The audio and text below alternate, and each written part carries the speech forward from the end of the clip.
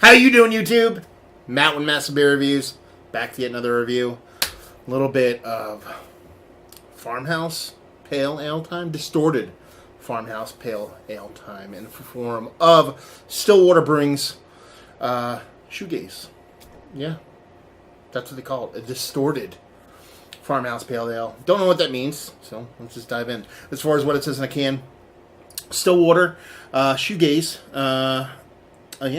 Distorted Farmhouse Pale Ale coming in at 6% alcohol by volume. Nothing too cool going on here. Water, malted barley, hops, and yeast. So the ingredients are written right on there, and that'd be that.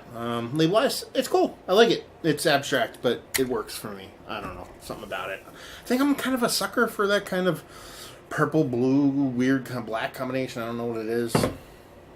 Anyway, I like it. Let's dive into this sucker, see what she's got. There's some time on this. Give this a little bit of pour, a proper pour, if you will, because this glass kind of sucks.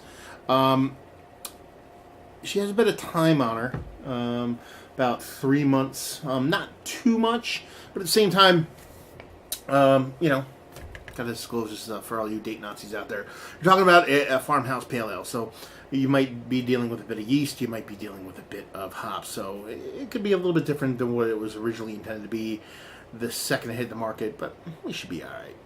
Anyway, 2 fingers, just under 2 fingers of that was creamy, that kind of turned in this rocky head, dissipating pretty quick. You see, like, that deep into the actual head itself, and what you're left with is a very kind of lemonade-y kind of haziness to it.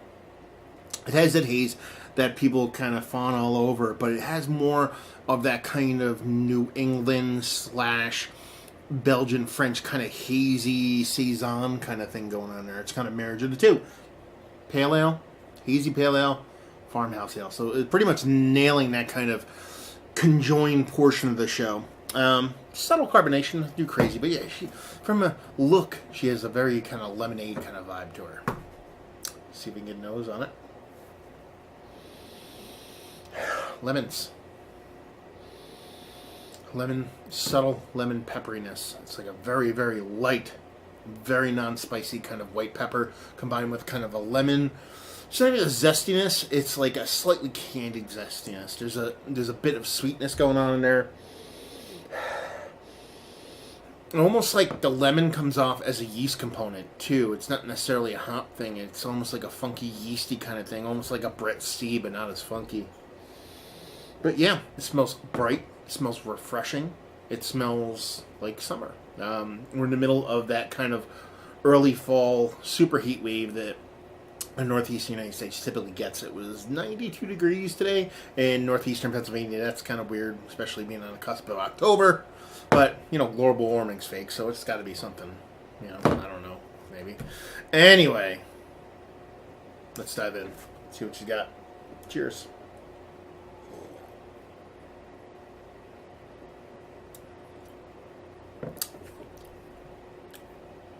Okay.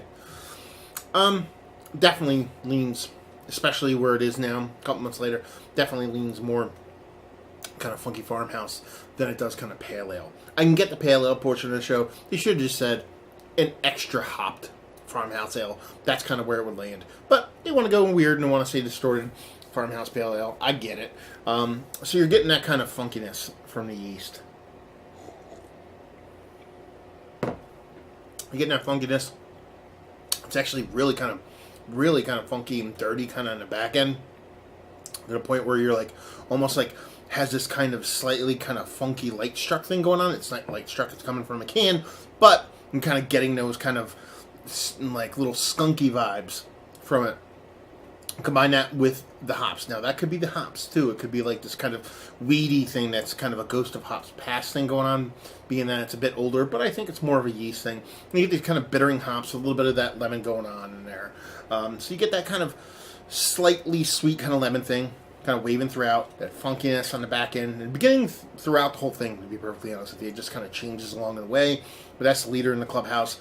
Nice mouthfeel to it, nothing too crazy.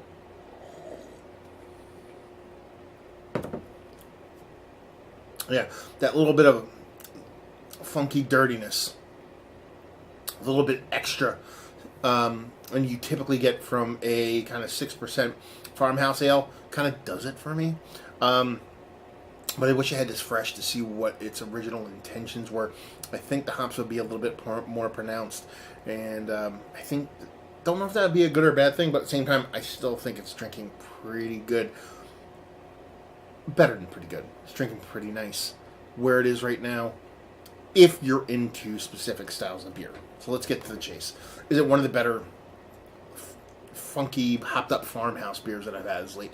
Yeah, for me it is. That kind of dirty, filthy, funky, like, kind of barn... It is... It's not even so much barnyard that it's, like, the kind of shit shovel end of the barnyard. That funkiness. It's not a taste that a lot of people really like. It's almost like a lot of the subtle skunkiness that you would get from, like, your green bottle lambics and your green bottle farmhouses, stuff like that, where you get that little bit of light struck that's meant to be there on purpose. That's kind of the vibe you're getting in there. Some people covet that. I'm a big fan of that flavor if it's done the right way, and I think it's done that way in here. But for people that are typically looking for kind of, these kind of geometric pattern fancy cans from Stillwater and the like, talk about pale ales and farmhouses, it might not be your bag. You know what I mean? But if you like that kind of slightly funky green bottle thing, then you're going to get it in here and you'll like it. Bag availability, I think I paid like $12 or $14 for a 4-pack. It's kind of market value for shit like this. Actually, it's probably a skosh below. That's not too bad. And just leave you with, availability. Stillwater. If you get it, you get it. If you don't, you don't.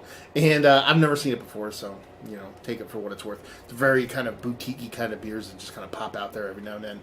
And leave you with, if you like what we like this. Pretty much what I said already, which is if you like those kind of funky green bottle beers, but you want a little bit of that and a more kind of approachable, more kind of Americanized, farmhouse / pale ale. And I guess, their whole kind of distorted farmhouse pale ale thing kind of rings true here, because that's what this is. This is a little bit of that funk with a lot of that new school. So it's not so much a distortion, but a menage, a baby of all those things going on.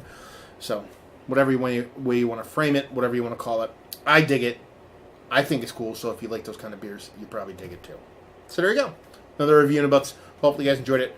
If you didn't, down there, words and stuff. Facebook, Twitter, Instagram, Untapped, Fours, all those places you can check me out. Massive Beers, all one word. Plug it in. Find me. Say hi.